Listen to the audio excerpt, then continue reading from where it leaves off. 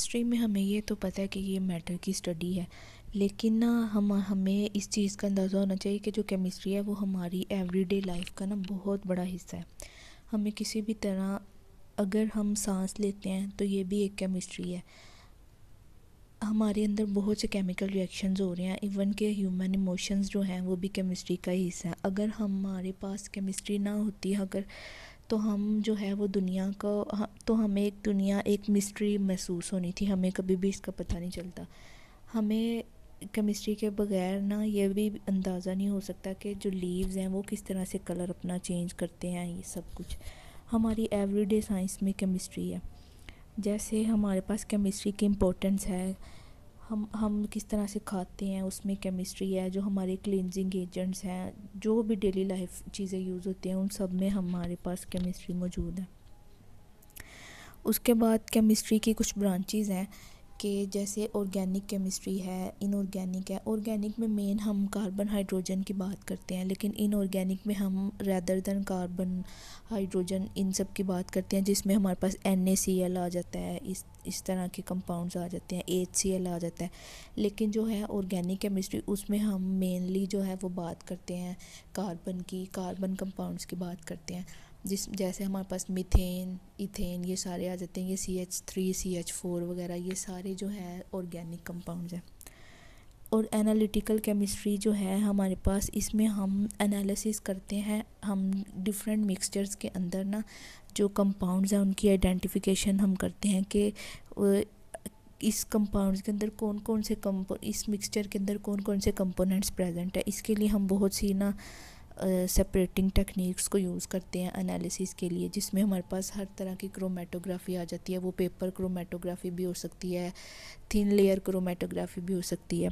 ये separating techniques हैं कि मिक्सचर के अंदर। इस तरह से न्यूक्लियर केमिस्ट्री के अंदर हम रेडियो एक्टिविटी की बात भी करते हैं, न्यूक्लियर रिएक्शंस जो हो रहे हैं उनकी बात करते हैं, नेचुरल रेडियो एक्टिविटी क्या होती है, आर्टिफिशियल क्या होती है, इन सब की बात करते हैं।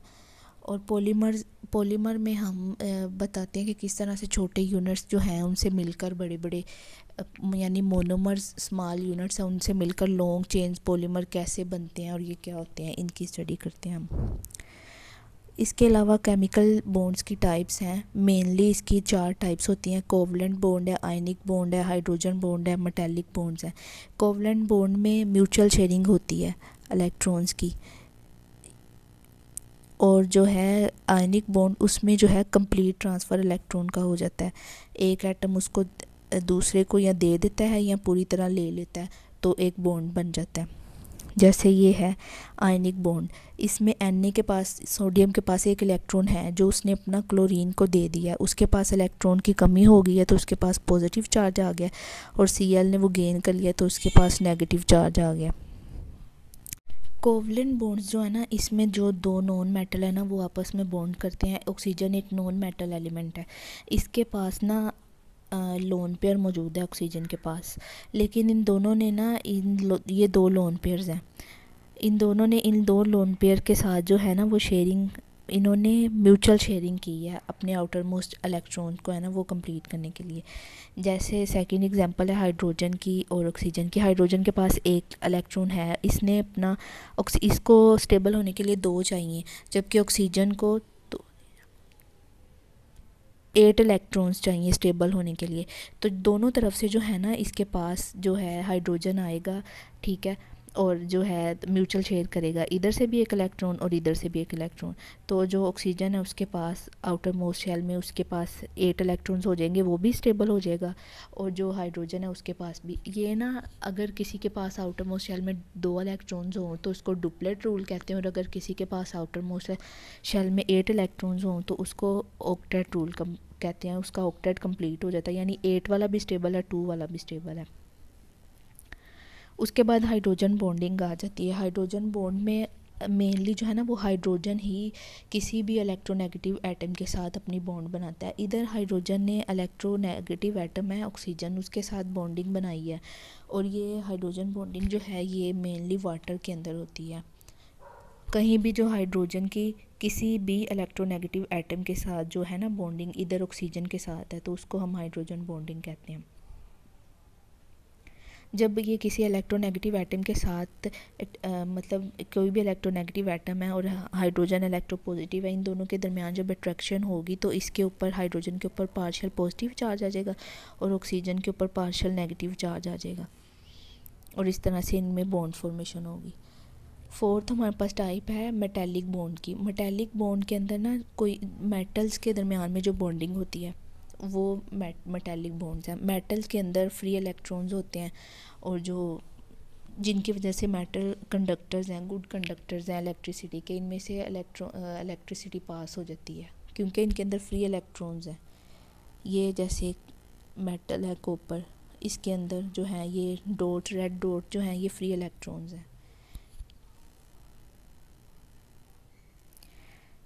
जॉन डाल्टन साइंटिस्ट है, इसने एटॉमिक मॉडल दिया था। ये कहता था कि अगर जो है ना एलिमेंट्स जो हैं वो छोटे छोटे पार्टिकल से मिलकर बनी होते हैं जिनको हम एटम्स कहते हैं, लेकिन एटम्स को ना क्रिएट किया जा सकता, ना डिस्ट्रॉय किया जा सकता है और ना ही फर्दर इन्हें डिवाइड किया जा सकता है।